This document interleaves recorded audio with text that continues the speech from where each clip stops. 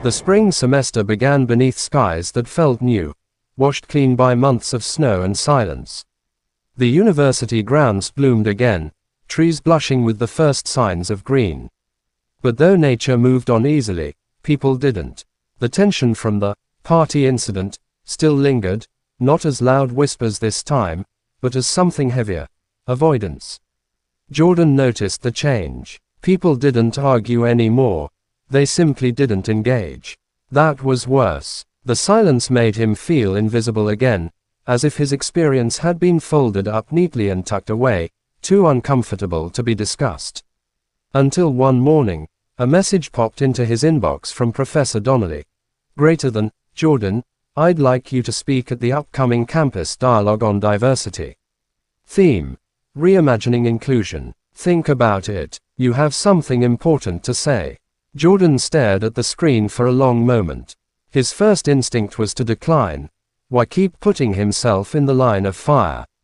But the longer he sat there, the more he realized that silence had already done enough damage. Maybe it was time to speak differently. Not out of anger, but out of hope. That night, he told Tope and Amaka about the invitation. Tope whistled. Man, that's huge. But you sure you wanna go back into that fire? Jordan smiled faintly. If I don't, someone else will tell the story for me, and probably get it wrong. Amaka grinned. Then tell it loud. Tell it with grace, but tell it loud. The day of the event came quickly. The auditorium buzzed with expectation. Banners hung across the stage reading asterisk, Voices of Unity, Campus Dialogue 2025. Asterisk rows of students filled the hall: Nigerians, African Americans, white Americans, Asians, and a handful of professors. Even Megan sat in the second row, arms crossed, expression unreadable. When it was Jordan's turn, he walked to the podium slowly, his palms sweating, heart pounding like a drum. He took a deep breath. When I first came to Hillcrest, he began, I thought I understood what racism was. I thought it was the ugly stuff, the slurs, the hate, the violence. But what I've learned here is that it's not always about shouting. Sometimes it's the quiet things that hurt the most. He paused, letting the silence stretch. The audience leaned in. Greater than, it's in the jokes we excuse. Greater than, it's in the questions like, where are you really asterisk from? Greater than, it's in the assumptions that intelligence has a color. A few heads nodded, some slowly, some hesitantly. Greater than, and then, he continued, there's another kind of divide, the one inside our own communities. The distance between those of us who came here through chains, and those who came here chasing dreams. We both carry stories of survival, but for too long, we've faced each other like strangers. He turned slightly, glancing at Tope and Amaka in the front row. My friend Tope once told me, back home, we think racism is just what we see on TV. I told him, and back home, we think Africa is just a place of poverty. We were both wrong. We were both blind to each other's truth. But talking changed that. A hush fell over the room, not the uneasy kind, but the kind that happens when people feel. Greater than, what I've learned, Jordan said softly, is that healing doesn't start when we agree. It starts when we listen. When we stop competing over who's suffered more, and start seeing that the system profits from our distance. He paused, eyes scanning the crowd. I don't want to live in a world where my pain has to compete with yours. I want to live in one where we carry it together. The applause began slowly, then grew, hesitant at first, then full, warm, and rising. Donnelly stood. Tope cheered. Amaka clapped through tears. Even Megan, who had been still throughout, rose quietly and joined in. After the event, students surrounded Jordan. Some thanked him. Some apologized. One white student admitted, I never realized how defensive I get.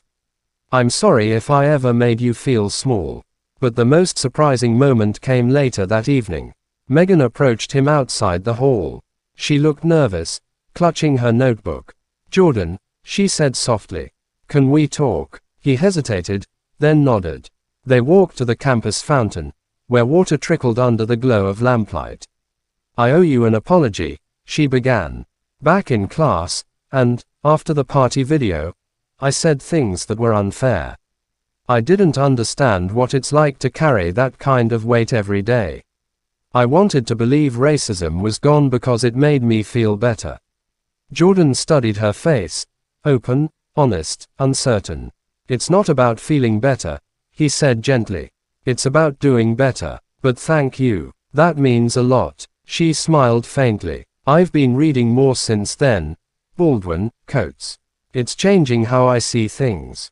He chuckled. Welcome to the awakening. For a moment, they both laughed, the sound carrying softly across the night air. It wasn't forgiveness all at once, but it was something. A beginning. As the weeks passed, the campus slowly shifted. Unity meetings grew larger. Students from different backgrounds began sitting together in the dining hall. It wasn't perfect. Some days were awkward, some arguments still flared. But something had changed in the atmosphere.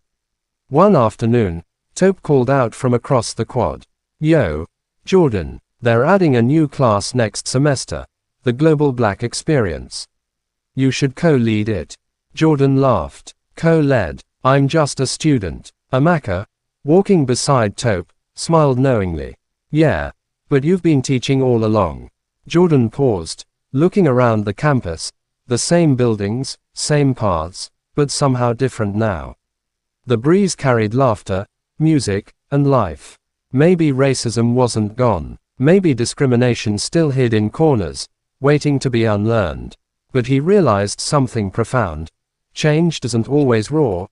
Sometimes it begins in whispers, in small, brave conversations that refuse to die. As he watched the sun dip behind the library, painting the sky in shades of gold and rose, Jordan smiled quietly to himself. The journey wasn't over. Not for him, not for anyone, but for the first time, he believed it was possible. And that belief, fragile but fierce, was enough to start again.